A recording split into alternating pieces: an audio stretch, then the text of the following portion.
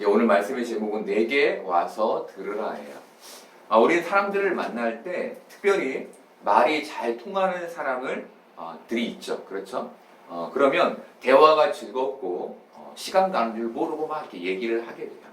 말이 잘 통한다는 말은 대화, 소통이 잘 된다는 말인데 정확히는 생각이 같다는 말이죠. 예, 같은 생각을 하니까 대화가 재밌고 잘 되는 거예요. 대화는 관계를 형성하고 또 관계를 돈독히 하는데 아주 중요한 역할을 해요.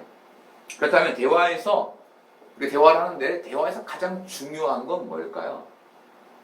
다들 아시죠? 예, 대화에서 가장 중요한 것은 듣는 거예요. 듣는 거.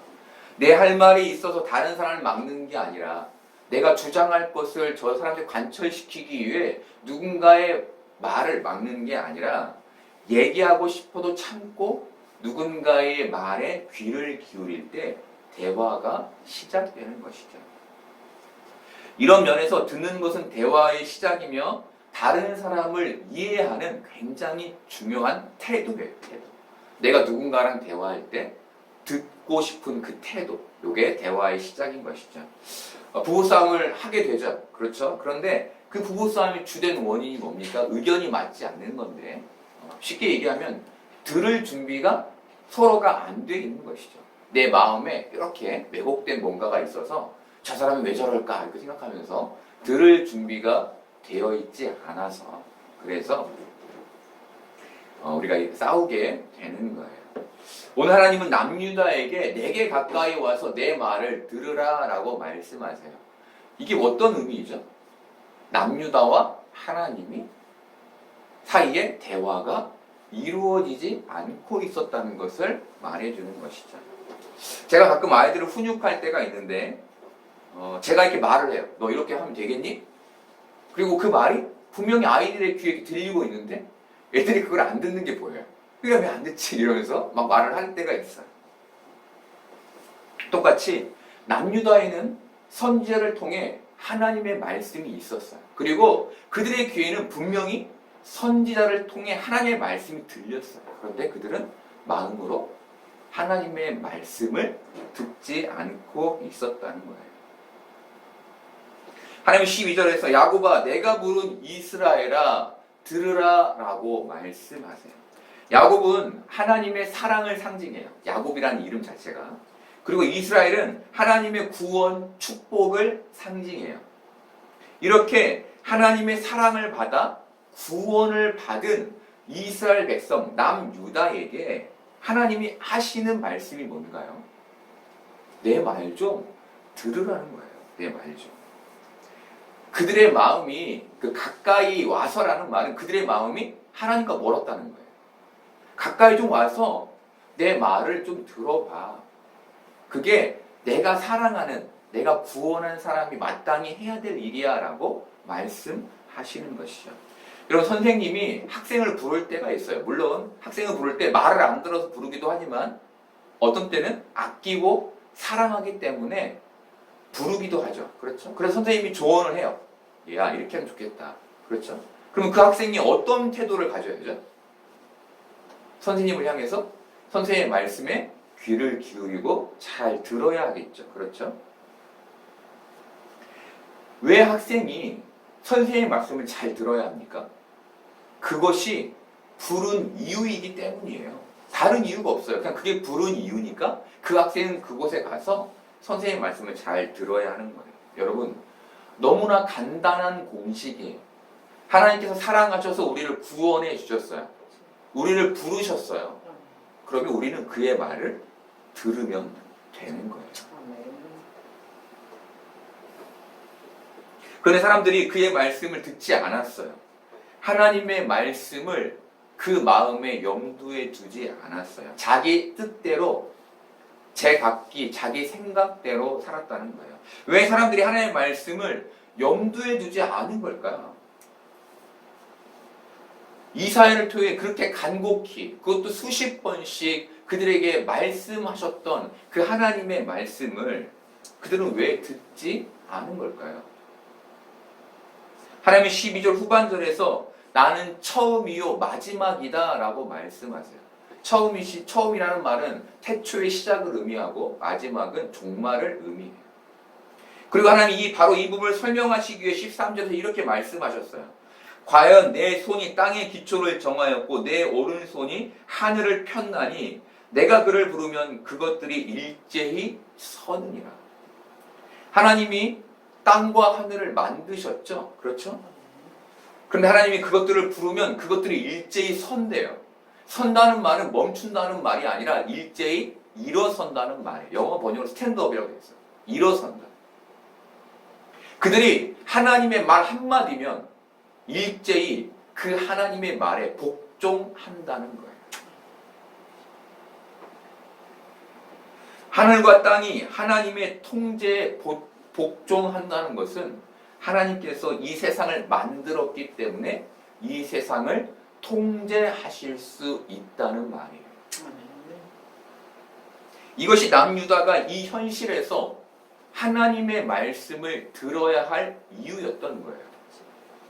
여러분, 우리는 현실의 환경에 큰 영향을 받아요. 그렇죠? 살아가는데 문제가 생기면 어려움을 겪어요. 그렇다면 그 환경의 기초인 하늘과 땅을 통제하실 수 있는 분이 하나님이라면 우리가 그분의 말을 듣는 건 너무 당연한 것이죠. 그런데 남유다는 그렇지 않았다는 거예요.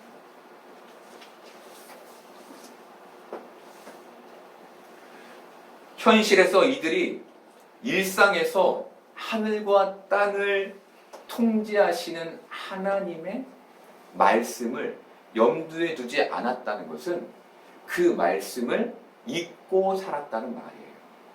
여러분, 우리가 한 주를 살아요. 그렇죠? 우리가 성경도 읽고 때로는 카톡으로 오는 성경의 말씀을 읽기도 해요. 그런데 그 말씀이 내 마음에 새겨져서 그 말씀을 가지고 살아가냐고 묻는 거예요.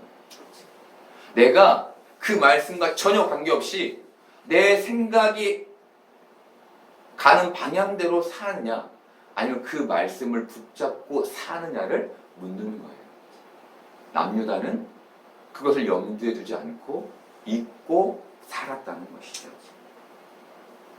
여러분, 이스라엘은 광야에서부터 하나님의 기적을 경험한 민족이에요. 그런데 이 기적은 매번 일어나지는 않았어요. 그리고 시간이 흐름에 따라 이 기적은 선지자의 말로 바뀌었어요. 하나님께서 기적을 일으키시다가 그것을 선지자의 말로 바꾸어 가신 것이죠. 하나님께서 기적을 일으키실 때는 이들이 하나님 앞에 두려워 떨며 엎드렸는데 하나님께서 그 기적을 하나님의 말로 바꾸신 후에 이들은 더 이상 하나님을 두려워하지 않게 되고 하나님의 말씀 또한 두려워하지 않게 됐어요. 다시 말하면 이 마음에 하나님의 말씀을 새겨 넣지 않게 된 거예요. 여러분, 십계명 돌판을 하나님께서 모세를 올라가게 하신 후 어떻게 하셨죠? 만들어 주셨어요. 그런데 하나님께서 진노하시죠. 왜? 이스라엘 백성들이 저 땅 아래에서 금송아지를 섬겼기 때문이에요. 그래서 하나님께서 모세에게 얘기해요. 이 백성이 부패하였다. 패역하였다. 모세가 막 내려오죠? 그거 가지고. 근데 그걸 보자마자 어떻게 합니까? 두 돌판을 깨뜨려버려요. 하나님께서 돌판에 새겨 넣은 그것이 죄악에 무너져 버리는 것을 의미하는 거예요. 여러분, 사람들이 하나님의 말씀을 기억하지 않을 때 죄악의 삶을 살게 됨을 보여주는 거예요. 그렇다면 우리가 하나님 앞에서 회복해야 할 게 뭘까요? 바로 하나님의 말씀을 경외하는 것, 하나님의 말씀을 두려워하는 마음. 읽었는데 이 말씀을 묵상했는데 이 말씀이 정말 내 삶에 이루어지는 그 놀라운 기적과 같은 일이 나게 될 것을 두려워하는 것. 그것이 우리 마음에 필요한 거예요. 근데 두려워한다는 건 사실 무서워한다는 의미인데 이 말씀에서 두려워한다는 표현보다는 존귀히 여기는 게 우리에게 필요하다고 해석하는 게 좋을 것 같아요. 하나님의 말씀을 읽을 때 그냥 막 아무렇게 읽는 것이 아니라 그 말씀 한마디 한마디를 존귀히 여기는 것. 그것이 이 땅에서 우리가 가져야 할 태도인 거예요. 하나님의 하늘과 땅을 통제하시는 하나님의 말씀을 이 땅에서 존귀히 여기고 내 마음의 그릇에 담아서 이 땅을 살아가는 것. 그것이 우리에게 정말 필요한 것이죠. 그런데 하나님은 남유다에게 나 여호와가 사랑하는 자인 고레스를 세워서 나의 기뻐하는 뜻을 이룰 것이라고 말씀하세요. 남유다 안에서 모세와 같은 하나님의 사랑을 받은 그 능력의 사람이 세워지는 것이 아니라 이방에서 세워서 너희를 구원할 것이라고 하나님이 말씀하시는 거예요. 이들이 납득하고 인정할 수 없는 말이었어요. 이것은. 듣기는 들어도 이 말을 마음으로 가져갈 수는 없었다는 거예요. 왜? 내가 생각하고 있는 방향이 아니기 때문이에요. 내가 원하는 방향이 아니기 때문이에요. 여러분, 넌 잘 될 거야. 넌 할 수 있어. 라는 말을 들을 때 우리는 어떻게 합니까? 그 말을 듣고 마음에 새기고 그것을 계속 끄집어내어 묵상하죠. 그렇게 살도록. 그렇죠? 그런데 누가 넌 잘 못 될 거야. 넌 안 돼. 라고 얘기하면 우리는 어떻게 합니까? 찝찝해서 그 말을 털어내려고 하죠. 그렇죠. 내 마음에서 털어내려고 해요. 잘 안 털어지긴 하지만 그냥 털어내려고 하는 작업을 해요. 똑같이 남유다가 하나님의 말씀을 그렇게 들은 거예요. 찝찝해서 멸망할 것이라고 하니까, 이방인이 우리를 구원할 것이라고 하니까 찝찝해서 그 말을 듣지 않은 거예요. 근데 하나님은 16절에서 내게 가까이 나와 이것을 들으라. 내가 처음부터 이것을 비밀히 말하지 아니하였다라고 말씀하세요. 하나님께 돌려 말하지 않았다는 거예요. 직접 말씀하셨다는 거예요. 권유의 차원이 아니었다는 거예요. 강제였다는 거예요. 여러분, 누군가 나에게 강제로 말하면 듣고 싶나요? 듣기 싫죠. 그렇죠. 똑같은 상황 가운데 있었다는 거예요. 그런데 유다는 그 말을 들었어야 했어요. 여러분, 이게 우리가 하나님의 말씀을 대하는 자세예요. 듣기 싫은 말도 들어야 합니다. 그냥 그 말씀을 내 안에 새겨 넣는 것. 이것이 우리가 멸망하지 않을 수 있는 방법인 것이죠. 그런데 여러분, 바로 이 말이 지금 우리에게도 동일하게 들려지고 있죠. 그게 어떤 말이죠? 우리와 아무런 상관이 없는 이방 사람인 예수님을 통해 우리를 이 세상 바벨론에서 구원해 내시겠다는 하나님의 말씀이죠. 그것도 비밀이 말해지지 않고 성경을 통해 공포되고 있죠.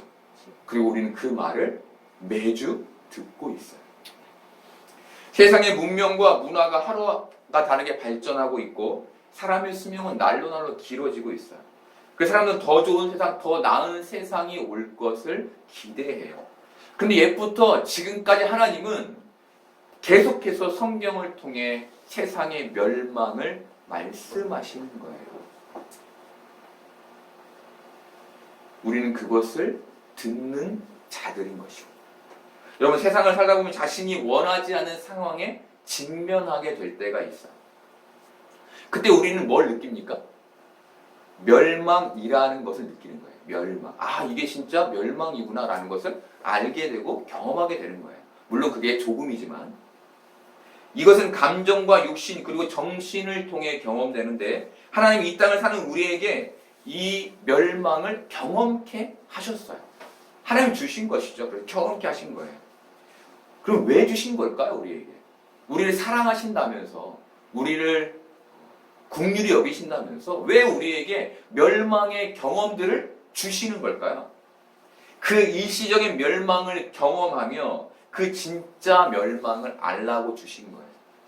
그 일시적인 멸망을 경험하며 그 진짜 멸망을 준비하라고 주신 거예요. 우리가 사는 땅의 인생으로 하늘의 인생을 알라고 주신 것이 멸망이라는 거예요.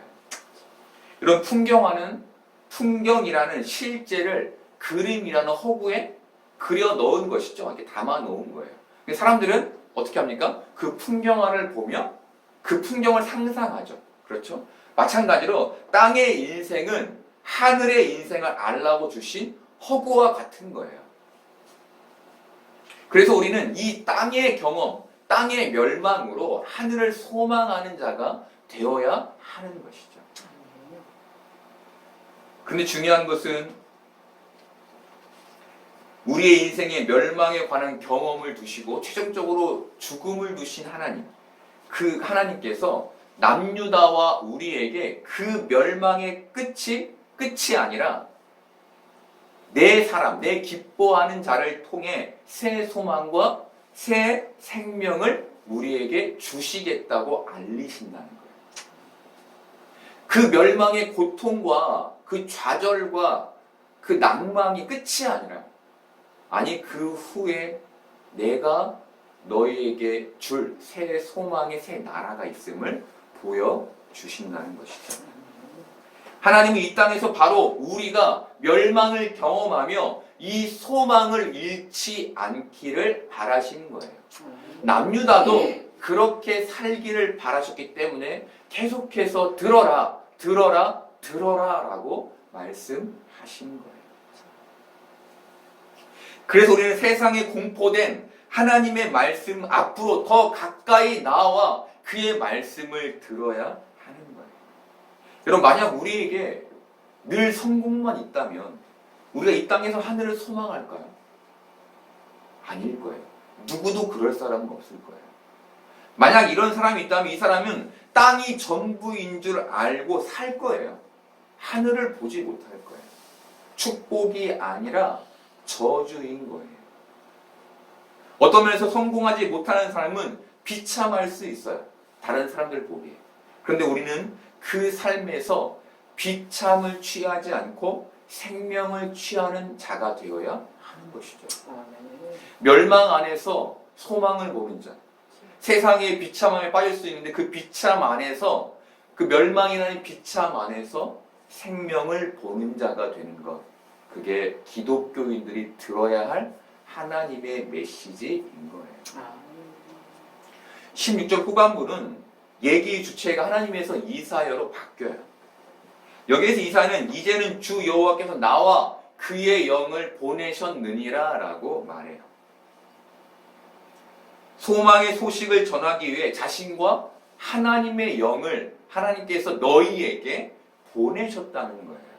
여기서 하나님의 영이라고 번역된 히브리어는 루하흐인데 바람, 영이라는 의미예요. 예수님께서 바람이 임의로 불매 내가 그 소리를 들어도 어디서 오며 어디로 가는지 알지 못하나니 성령으로 난 사람은 다 이러하니라 라고 말씀하셨는데, 여기에서 헬라어 푸뉴마가 히브리어 루하흐와 똑같은 바람, 영이라는 의미예요. 여러분, 하나님께서 루하흐, 영을 보내셨는데 이 영은 바람처럼 눈에 보이진 않지만 우리를 돕는 자인 거예요. 그리고 신약에 와서 예수님을 통해 이 모든 말씀과 언약은 성취가 돼요. 로고스, 말씀이신 예수님이 하나님의 말씀을 담아 이 땅에 오셔서 십자가에서 그 일을 완전히 성취하시고 부활, 승천하신 후 우리에게 바람과 같은 성령님, 돕는 자를 보내주신 것이죠. 하나님께서 예수 그리스도를 통해 선지자를 통해 보내왔던 그 메시지를 완결하신 후 완전한 구원의 틀을 마련해 놓으신 거예요. 그래서 예수 그리스도를 믿는 자는 구원함을 얻게 되는 것이죠. 여러분, 이사야 시대 그리고 예수님의 시대와 똑같이 지금도 하나님의 역사는 현재 진행형으로 우리와 함께하고 있는 거예요. 그래서 그 중심에 하나님의 말씀이 있는 거예요. 그래서 우리는 그 하나님의 말씀을 들어야 하는 것이죠.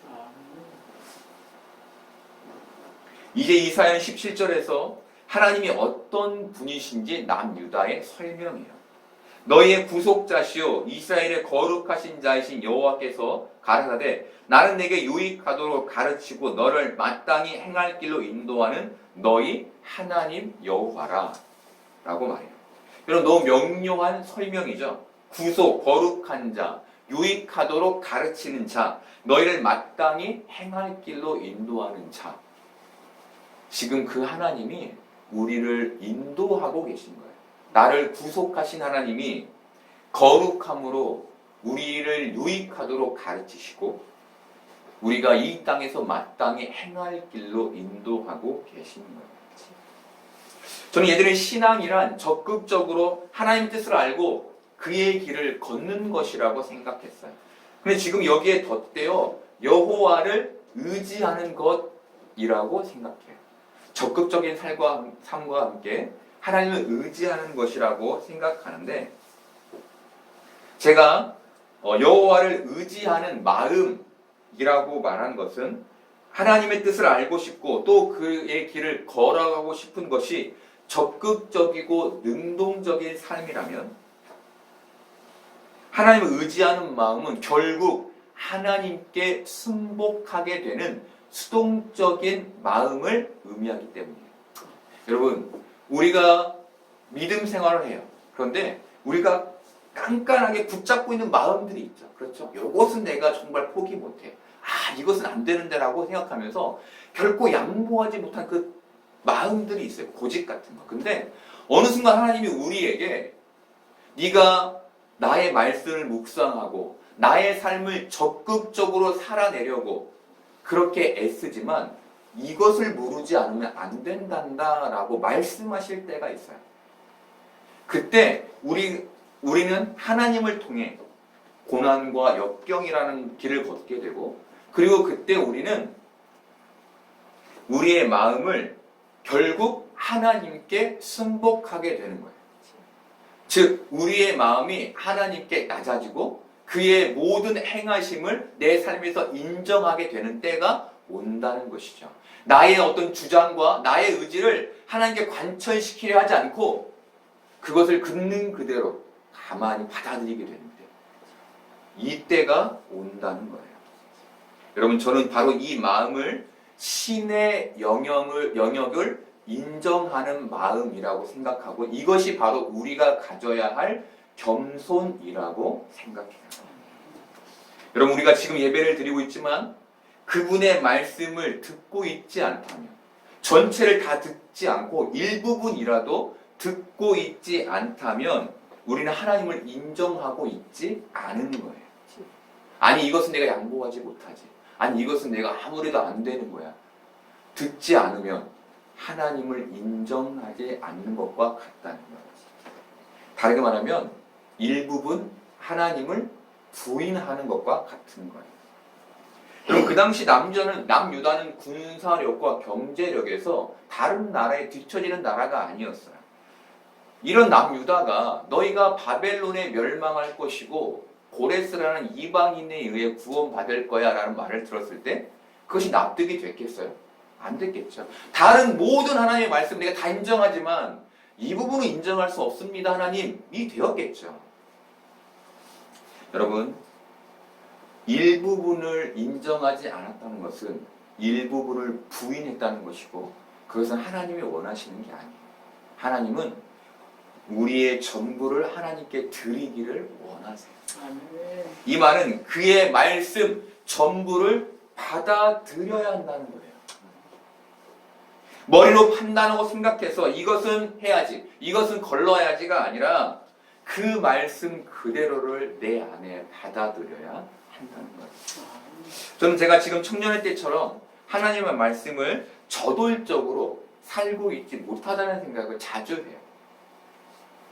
분명 그 당시 그 청년의 때는 무모한 부분이 있었지만 그때의 삶이 더 신앙적이었다고 생각해요. 그리고 그때와 지금의 차이가 무엇인지 살펴보니 그때는 하나님의 말씀을 있는 그대로 살아내기 위해 애쓰고 노력했던 반면 지금은 일정 부분 노력을 덜 하고 있습니다. 내가 아프니까 노력을 하다가 이렇게 노력을 거둬들이는, 애쓰지 않는 저를 보게 되는 것이죠.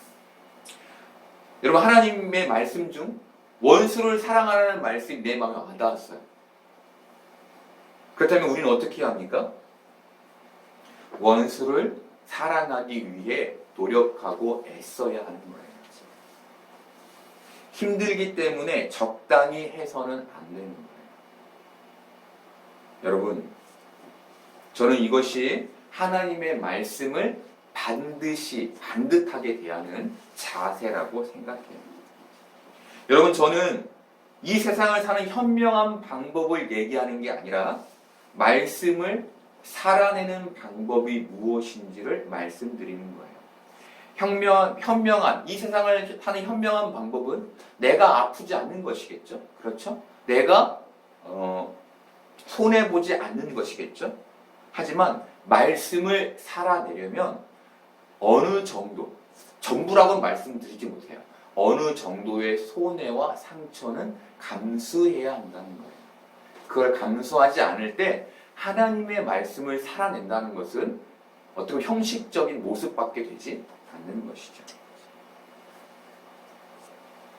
여러분, 그렇다면 이렇게 하나님의 말씀을 지킨 자들이 누리게 될 축복은 뭘까요? 하나님은 두 가지를 말씀하시는데 첫 번째는 18, 19절이고 두 번째는 20, 21절이에요. 18, 19절에서 하나님은 강 같은 평강과 바다 물결 같은 공의와 너희 자손이 모래와 같을 것이라고 말씀하세요. 여러분, 강 같은 평강이라는 것은 정말 세상이 침범하지 못할 놀라운 평안을 말하는 거예요.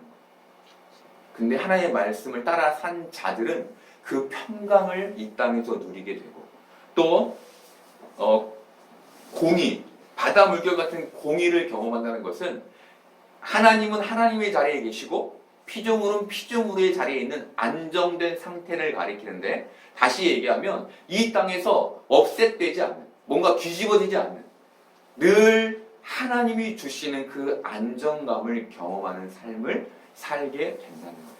여러분, 내 힘으로 무엇인가를 하려고 할 때는 그 결과가 어떻게 나올지 굉장히 두렵죠. 그렇죠? 예. 하지만 하나님이 이루실 줄 믿는다면 그 결과 안에서 나는 안정적인 거예요. 창조주의 자리와 피조물의 자리에 있는 그 바다 물결 같은 공의, 그것을 우리가 이 땅에서 경험하게 되는 것이죠. 그리고 마지막으로 뭡니까? 모래와 알과 같은 자손. 이것은 우리가 흔히 육적인 것으로 해석하지만 그것이 아닌 영적인 것을 얘기해요. 나의 자손들이 구원받은 이스라엘이 된다는 것이죠. 나만 구원받는 것이 아니라 나의 자손이 이스라엘이 되는 것. 이 축복을 너희에게 더하겠다라고 하나님 말씀하시는 거예요. 그리고 20절과 21절에서 하나님 뭘 말씀하십니까? 유다의 구원이 이루어질 것을 말씀하시죠. 그들이 바벨론에서 나오게 되는데 평안이 나오게 될 것을 말씀하세요. 다투고 싸워서 피를 흘리는 구원이 아니라 그들이 평안히 걸어 나오는 구원을 너희에게 허락하겠다라고 말씀하시는 거예요. 그리고 또 뭘 말씀하십니까? 그의 종 야곱을 구속하셨다라는 말이 이방인의 입술에서 나오게 하시겠다고 말씀하시죠. 여러분, 이게 어떤 얘기입니까? 하나님께서 하나님이 하신 말씀을 이루어내는 모든 일들이 실제로 일어나게 되어 그들이 그것을 믿지 않았던 그들이 진짜 하나님, 너희의 하나님이 그 일을 이루셨구나라는 말을 그들의 입술을 통해 하게 만드시겠다는 것이에요. 하나님께서 반드시 그 구원을 이루시겠다는 말씀을 해 주시는 것이죠. 여러분, 이것이 사랑하는 야곱 그리고 축복받은 이스라엘의 하나님께서 끝까지 이루실 약속이며 언약인 거예요. 우리는 지금 이스라엘로 이 땅에 구원받은 자로 살고 있죠. 하나님이 우리를 끝까지 책임지셔서 구원의 길로 인도하신다는 거예요. 그렇다면 우리가 이 땅에서 해야 할 일은 뭘까요? 매일매일 하나님의 말씀을 들으며 그 말씀의 길을 걸어가는 것. 그 말씀을 존귀히 여기는 것인 거예요. 호신대에 설교와 강의를 하는 교수님이 계세요. 근데 그분이 이제 저희 숙제를 내주시는데 설교를 작성해 와서 외워서 시험을 보는 거예요. 이게 어렵죠. 많이 떨어져요.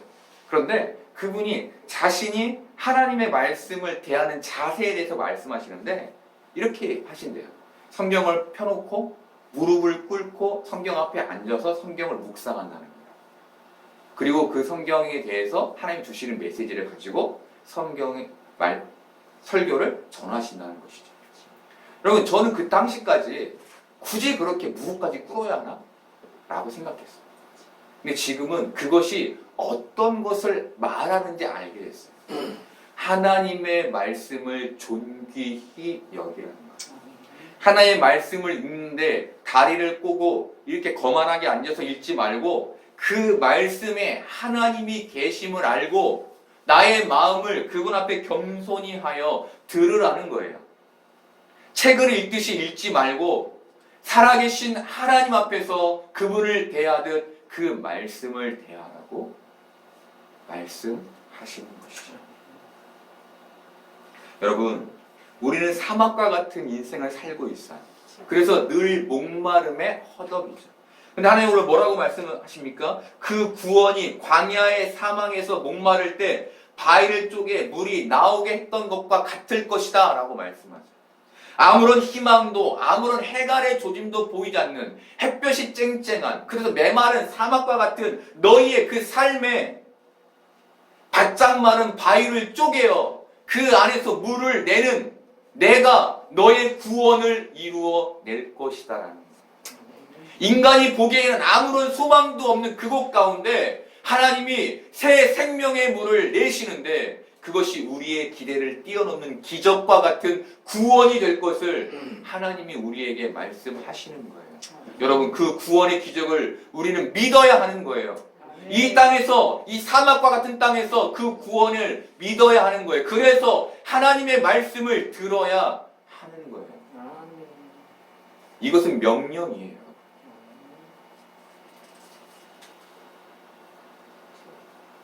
여러분, 하나님 22절에서 악인에게는 평강이 없다고 하세요. 여러분, 악인은 어떤 사람입니까? 악한 일을 하는 사람인가요? 아니, 성경에서 악인은 하나님의 말씀을 듣지 않는 자를 가리킵니다. 그들에게는 평강이 없다라고 하세요.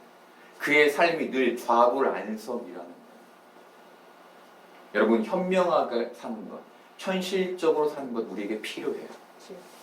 근데 저는 더더욱 말씀대로 사는 것이 우리 안에 있어야 한다고 믿어요. 왜냐하면 하나님이 그것을 우리에게 말씀하시기 때문이죠. 하나님은 하늘과 땅을 세우셨어요. 하나님께서는 그 하늘과 땅을 통제하고 계신다는 거예요. 여러분, 우리가 그 하나님께 우리의 환경을 맡겨드릴 수 있기를 바라요. 그래서 우리의 마음에 늘 평강이 넘쳐날 수 있기를 바라요. 그리고 우리 교회가 이 세상에 하늘의 평강을 전할 수 있는, 하늘의 구원을 알릴 수 있는 복된 교회가 될 수 있기를 소망해요.